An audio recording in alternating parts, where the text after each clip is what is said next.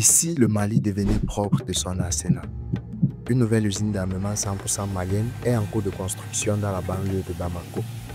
Comment cette initiative va-t-elle transformer la sécurité et la souveraineté du pays?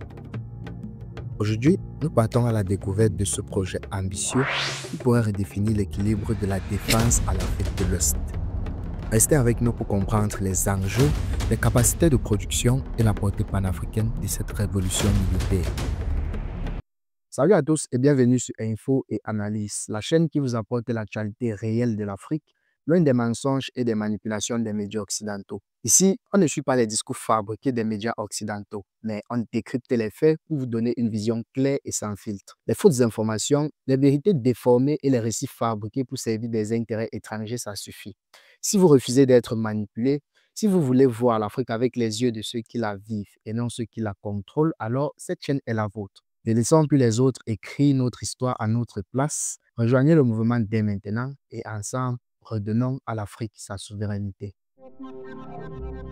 Depuis 2012, le Mali est aux prises avec une insurrection djihadiste dans le nord du pays. Les groupes armés exploitent nos frontières poreuses pour mener des raids et des enlèvements.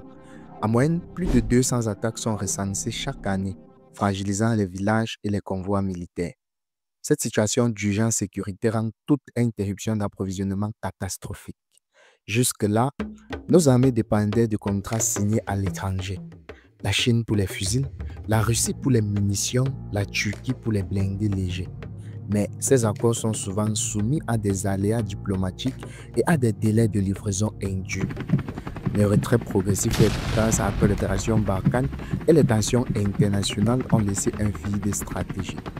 Nous devons prendre en main notre destin, a déclaré le général Assimi Goïta lors de l'annonce du projet. Produire localement, c'est garantir la disponibilité continue des munitions et renforcer la réaction de nos forces. C'est aussi affirmer la souveraineté du Mali face aux ingérences extérieures et asseoir notre rôle dans la sécurité régionale. Dans cette gigantesque infrastructure, 5 grandes lignes de production sont opérationnelles. Premièrement, l'atelier d'assemblage d'armes légères, pistolets de poigne, fusils d'assaut AK-47 et carabines modulaires. Chaque arme subira un contrôle qualité en 3 étapes. Usinage, assemblage et test de tir statique. Un banc de tests interne vérifie la précision à 100 mètres et la résistance après 1000 tirs simulés. La deuxième ligne est dédiée aux armes collectives. Mitrailleuses lourdes, lance-grenades automatiques et systèmes anti-char. Ces équipements sont conçus pour être facilement transportables et réparables dans les ateliers mobiles. Troisième secteur, le montage de véhicules tactiques légers 4x4. Dotés de blindés modulaires et de radios Starcom intégrés, les châssis importés sous licence sont assemblés localement et les moteurs calibrés pour le climat sahélien. La quatrième unité concerne la production de munitions. Le calibre de 5 mm,56 au 14,5 mm avec une capacité de 500 000 cartouches par jour. Les lignes de munitions incluent un système d'éjection des étuis et un contrôle automatique du point de poutre. Cinquième et dernier rôle, un atelier sécurisant pour explosifs à usage civil. Détonateurs, charges creuses pour les génies et dynamitage de carrière. Tous les personnels, du technicien d'usinage à l'ingénieur en balistique, seront formés dans ce centre d'excellence attenant à l'usine. Objectif global. Atteindre d'ici 2 ans une production annuelle équivalente à 70% des besoins et 30% dédiés au marché civil contrôlé. Une véritable prouesse industrielle et technologique qui place le Mali parmi les rares pays africains à maîtriser toutes les chaînes de fabrication d'armes. Cette usine va transformer la logistique militaire et la chaîne de commandement. Jusqu'ici, l'acheminement des munitions prenait des semaines, parfois des mois en fonction des accords diplomatiques. Demain, un lot de cartouches ou d'armes légères pourra être acheminé au FAMA sous 48 heures en cas d'urgence. Ce gain de temps stratégique peut faire basculer l'issue d'une opération et sauver des vies.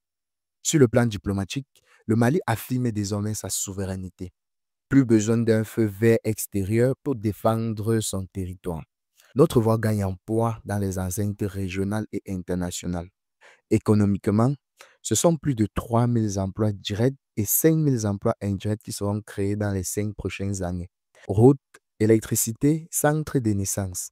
Les retombées locales dynamiseront tout le tissu socio-économique. Thème, le Mali proposera des contrats de maintenance et d'armement à ses voisins ouest-africains, générant devises et partenariats statiques. Le Mali n'est pas seul dans cette quête d'autonomie. Cette usine devient un modèle pour tous les États africains en quête de souveraineté. Imaginez un futur où le Burkina Faso, le Niger ou le Nigeria produisent eux-mêmes leurs munitions et blindés. Une véritable chaîne industrielle de défense panafricaine pourrait naître, unissant nos forces et nos ressources. Dans le cadre de l'Alliance des États du Sahel, la coopération technique entre pays deviendra naturelle. Échange de savoir-faire, achats groupés et maintenance régionale renforçant notre sécurité commune.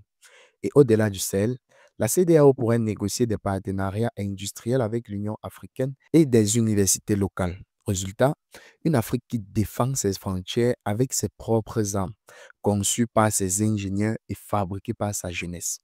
Plus qu'un projet malien, c'est une vision panafricaine pour la paix et la prospérité. Et si cette révolution industrielle militaire devenait le socle d'une véritable intégration continentale? Ne lâchons rien. L'Afrique a tous les atouts pour reprendre en main sa sécurité et sa dignité. Le Mali ose franchir le pas de l'autonomie industrielle et militaire. Mais ce n'est que le début d'une révolution qui pourrait redessiner la carte de la défense en Afrique. Si d'autres nations suivent cet exemple, un véritable pôle de souveraineté panafricaine verra le jour. Fini l'indépendance, place à la dignité et au contrôle de notre destin. Ensemble, écrivons une nouvelle page de l'histoire africaine où nous sommes maîtres de nos âmes et de notre avenir. Merci d'avoir regardé cette vidéo. Abonne-toi, commente et partage pour soutenir cette vision d'une Afrique forte et unie. À très vite, une nouvelle enquête.